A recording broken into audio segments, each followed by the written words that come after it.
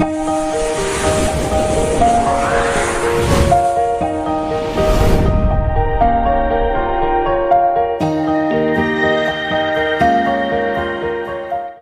Everyone, welcome back. हम लोग बात कर रहे थे सेंटेंस के क्लोज के एनालिसिस को लेकर और उसके लिए हम बात कर रहे थे एलिमेंट ऑफ सेंटेंस की। इसके लिए हमने पिछली जो हमारी क्लास थी उसमें हमने पढ़े 3 पैटर्न। पहला पैटर्न था सब्जेक्ट एंड वर्ब, दूसरा था सब्जेक्ट वर्ब कॉम्प्लीमेंट, तीसरा था subject verb and adverbial. Adverbial में 2 तरह से मैंने आपको पढ़ाया था, इसमें ऑब्लिगेटरी भी हैं और ऑप्शनल भी हैं। तो इस तरह के जो थे ये 3 पैटर्न हम पढ़ चुके थे।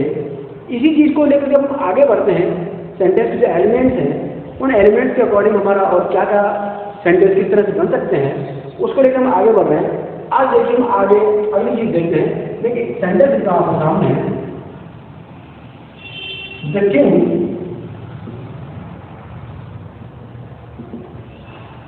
Killed tiger. मैंने सेंटेंस लिखा, ये किल इसमें वर्ब है, किंग इस वर्ब के लिए सब्जेक्ट है। अभी टाइगर क्या है इसकी तरह हम बात करते हैं। पहला जो हम पढ़ चुके हैं, पहले वहां से बात करते हैं, क्या ये कॉम्प्लीमेंट है?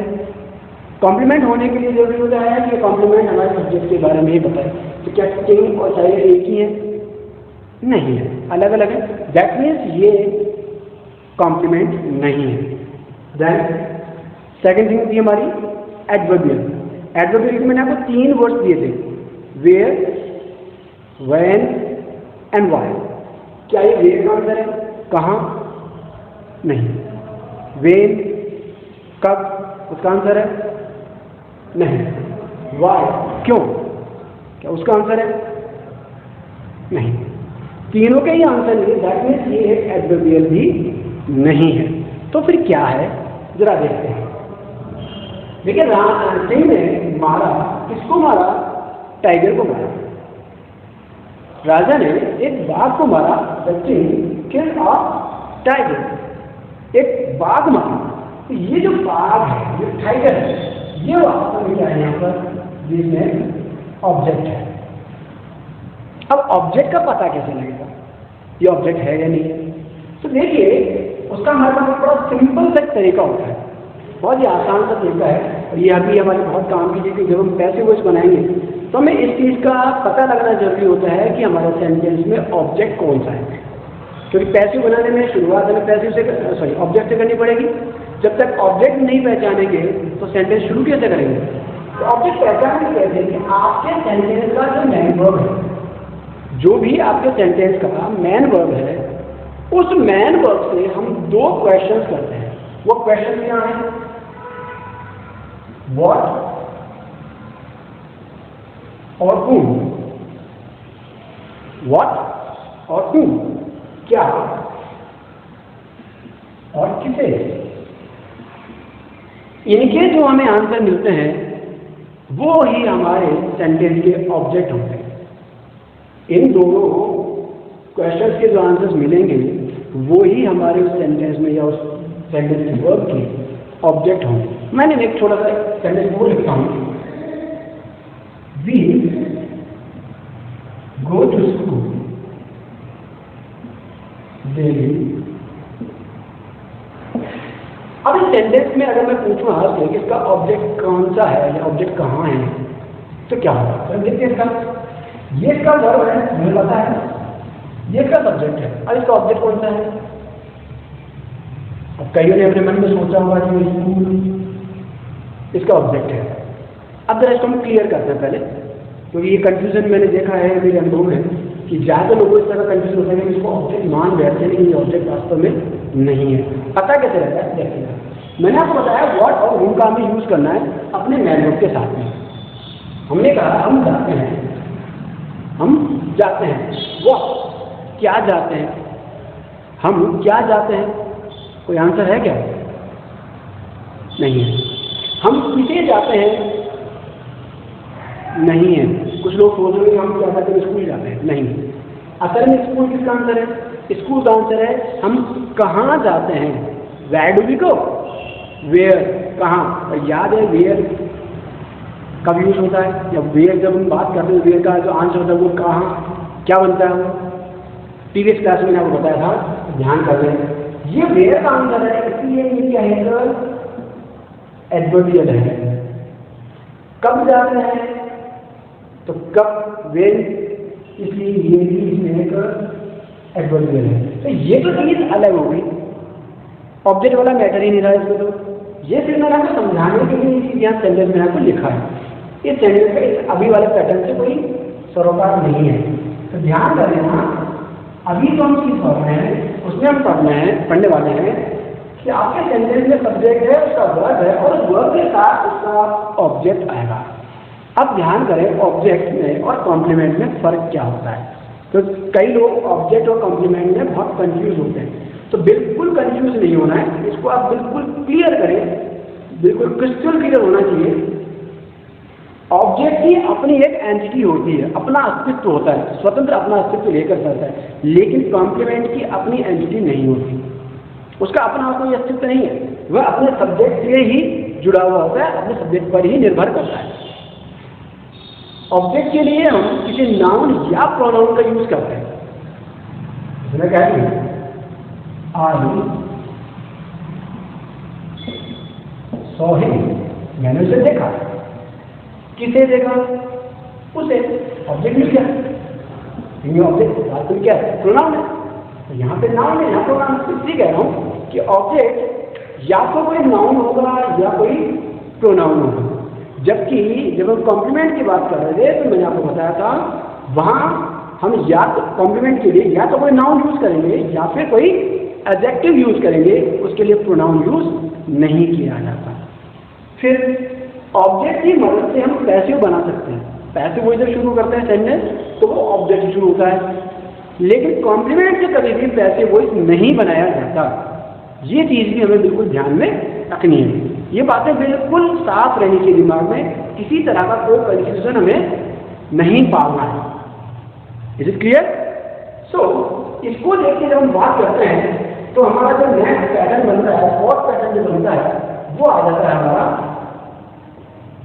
Subject plus verb plus object, जिसे हम शॉर्ट में याद करने के हिसाब से सब्जेक्ट SVO इस तरह से याद रख सकते हैं। समझ में आ रहा है? सब्जेक्ट वर्ब ऑब्जेक्ट, जो सब्जेक्ट कहा, जिसका वर्ब कहा, जिसका ऑब्जेक्ट कहा, सेम वे ये एक वर्ब है, इस वर्ब के लिए ये सब्जेक्ट है और ये इसका ऑब्जेक्ट है। तो ये हमारा नेक्स्ट पैटर्न बनता है जो हम एनालिसिस कर रहे हैं सेंटेंसेस का, क्लॉजेस का। तो किस किस तरह से बन रहे हैं उसके हिसाब से मैं आपको बता रहा हूँ। ये चौथा टाइप जो मैंने आपको भी बताया। Okay,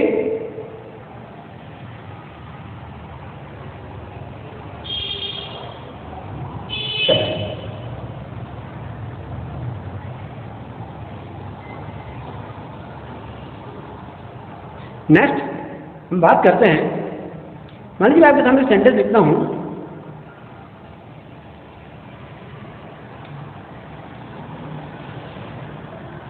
Mohan gave me a book। अब जरा देखिए इस सेंटेंस में क्या है, ये इसका वर्ब है, ये इसका सब्जेक्ट है। अब यहाँ हमारे पास दो चीजें एक मी है, एक बुक है। अब इसमें फिर ऑब्जेक्ट कौन सा है, और अगर एक ऑब्जेक्ट मिल जाएगा फिर दूसरा वर्ड क्या बनेगा, तो हम उसकी बात करते हैं। तो देखिए अभी थोड़ी देर पहले ही हमने बात की है अपने लैंग्वेज से, व्हाट और हुम की मदद से हम क्वेश्चन करके और अपने ऑब्जेक्ट की पहचान करते हैं। मोहन क्या है, मोहन ने दिया। What did Mohan give, Mohan ने क्या दिया, अब एक किताब दी। Whom did Mohan give a book, Mohan ने किताब किसे दी, होम, मुझे दी।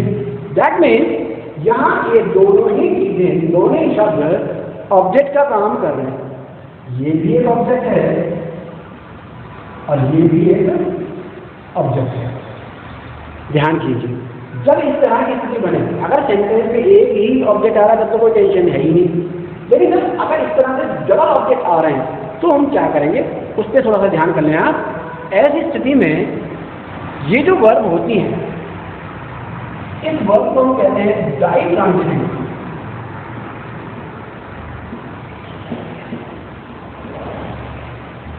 डाइ माने दो होता है, तो डाइट्रांजिटिव अगर एक ही ऑब्जेक्ट था जैसे यहाँ पर था तो वो मोनोट्रांजिटिव होती है, मोनो माने एक, तो वो मोनोट्रांजिटिव वर्ब थी, डाइट्रांजिटिव वर्ब है जिसके साथ में हमें दो ऑब्जेक्ट मिल जाते हैं।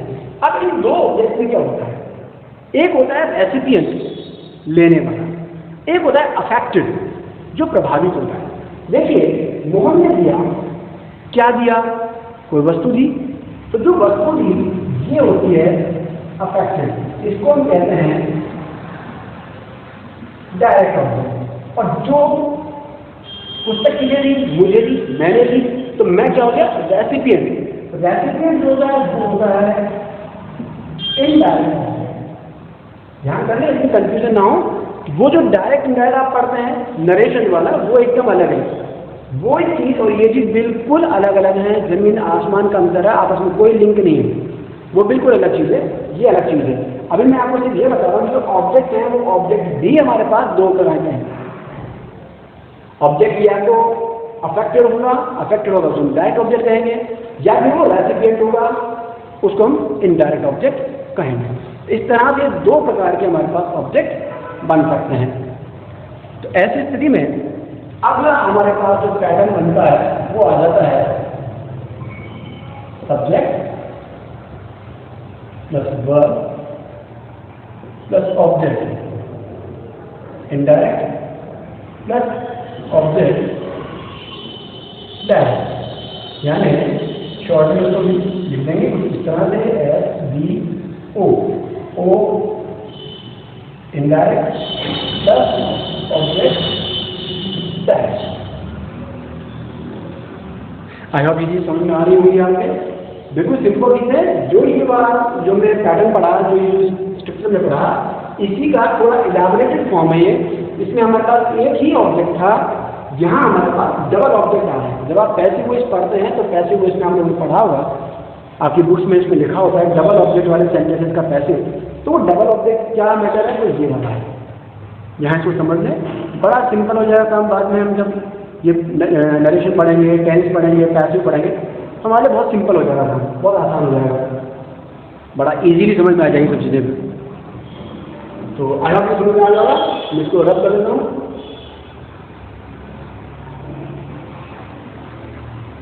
चलिए, तो अभी हमने दो पैटर्न पढ़ लिए हैं, अब हम तीसरे पैटर्न की ओर चलते हैं। देखिए मैं सेंटेंस लिखता हूँ, I saw her in the garden.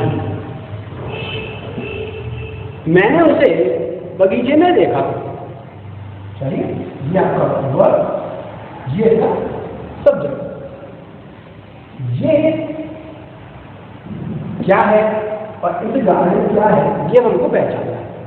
देखिएगा, पहली का बोलिएगा, हम अपने पहले सबसे पहले यहाँ से एक वर्ब क्वेश्चन करेंगे, व्हाट और whom। तो मैंने क्या देखा, आंसर नहीं मिलता है, लेकिन मैंने किसे देखा, किसे, तो यहाँ से मिलता है खब, उसे देखा। दैट मीन्स ये का क्या हो गया, ऑब्जेक्ट हो गया। ओके, फिर ये है इन द गार्डन। गार्डन क्या है, गार्डन कोई प्लेस है, कोई जगह है, और जो जगह होती है वो क्या होती है, वेयर का आंसर। वेयर माने कहाँ, तो वेयर का आंसर है। तो जो जगह जो होती है वो सारी क्या होती है, एडवर्बियल में चली जाती है, इसलिए ये एडवर्बियल है, ये ऑब्जेक्ट नहीं है। कोई तरह कंफ्यूजन नहीं लेना है, ध्यान कर लेना, इस वर्ब का ये सब्जेक्ट है, ये एक ऑब्जेक्ट हो गया और ये इसमें एडवर्बियल हो गया है। क्लियर है? एक दूसरा सेंटेंस लिखता हूँ, he put the book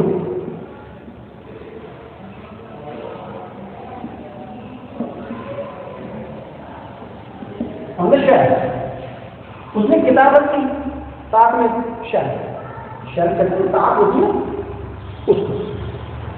ये वर्ब है, ये इसका सब्जेक्ट है, बुक एक ऑब्जेक्ट है, क्या क्या रखा, व्हाट का आंसर हो गया, और कहाँ रखा तो फिर ये एडवर्बियल हो गया। क्लियर है? तो इस तरह से हमारा जो नेक्स्ट पैटर्न बन रहा है वो आ जाता है subject plus verb plus object plus adverbial, यानी शॉर्ट में लिख लेंगे तो SVOA। ये हमारा नेक्स्ट छठे नंबर का पैटर्न बन जाता है। ठीक है, इसको आप नोट करना बराबर। बिल्कुल सिंपल चीजें हैं, आप इस वीडियो को बार बार देखिएगा, 2-4 बार देखिएगा, समझ में आ जाएगा। नेक्स्ट हमारा पैटर्न है वो हम देखते हैं। इस तरह का सेंटेंस आप देखे होंगे, like we elected him monitor. देखिएगा, ये वर्ब है, ये सब्जेक्ट है, हमने चुना। ओके, अब हम यहां पर क्वेश्चन को करते हैं व्हाट एंड हूम। ओके, हमने चुना, किसे चुना, उसे। हूम कहां से मिला है, ये क्या ऑब्जेक्ट हो गया।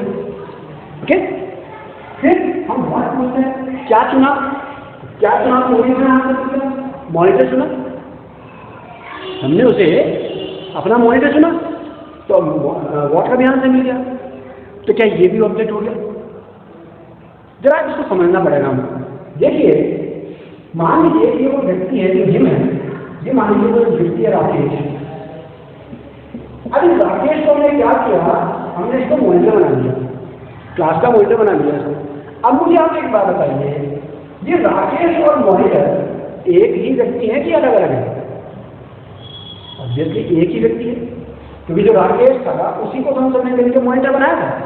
तो अगर ये राकेश और मॉनिटर एक ही हैं, तो फिर ये जब ये ऑब्जेक्ट बन गया तो दूसरा दोबारा ऑब्जेक्ट कैसे बनेगा? अब तो ये ऑब्जेक्ट नहीं बन सकता, तो फिर ये क्या है?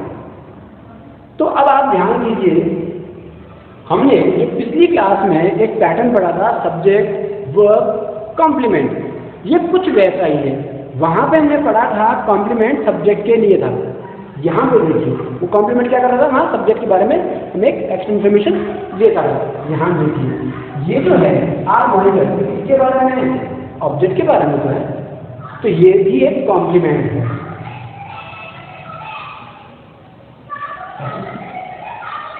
कॉम्प्लीमेंट है, कॉम्प्लीमेंट किसके लिए है?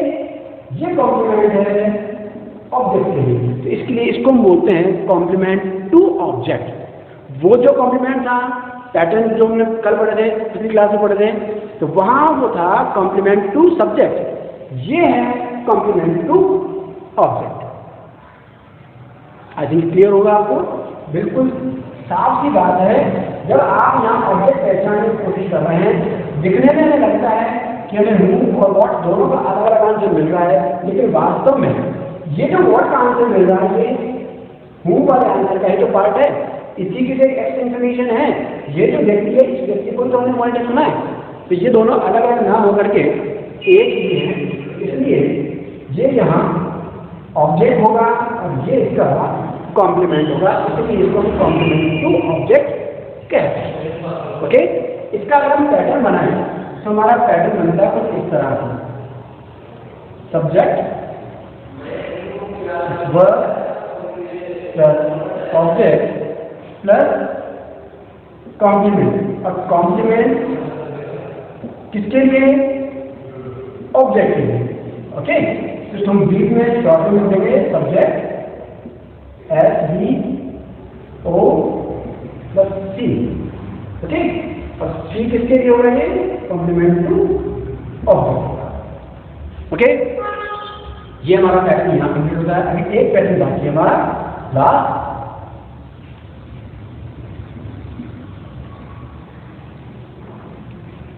देखिए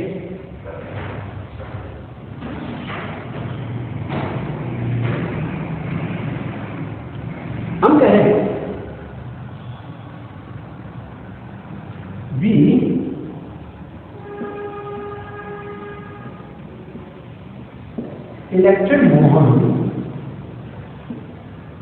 or monitor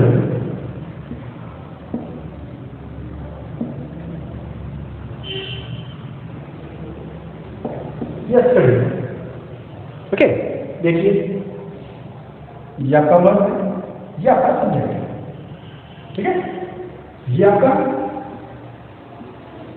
ऑब्जेक्ट हो गया। हमने चुना, किसे चुना? मोहन को चुना। क्या चुना? मोहन को चुना। ये मोहन कौन है? मोहन ही तो है, इसलिए क्या हो गया? ये कॉम्प्लीमेंट हो गया। कब चुना? यस्टरडे।